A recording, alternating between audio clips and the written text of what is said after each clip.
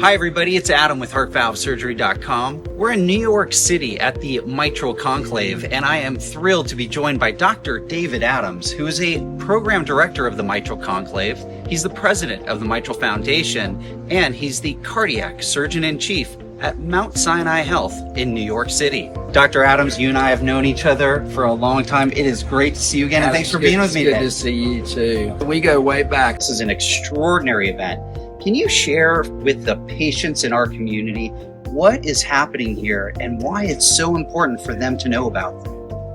Yeah, the Mitral Conclave is a big meeting, Adam, as you know. We started this idea in 2011, and the goal of this meeting was to bring world experts together to talk about every aspect of mitral valve disease management.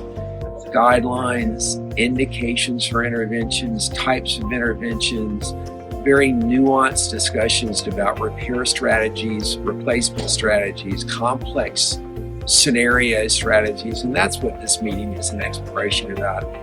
I just saw the registrations numbers. We have over 800 people here. We've had 32 concurrent sessions, 7 plenary sessions, and multiple lunch sessions, and honestly, every topic in mitral valve management and intervention has been covered by the real world experts and all these young surgeons that are trying to get a foundation to be able to take care of patients with mitral valve disease. So it's a learning opportunity for everyone that comes. Well, on behalf of the patients in our community and patients all over the world, thanks to you and your entire team for your commitment, your dedication, and your outcomes for patients with mitral valve disease. Thanks for everything you're doing.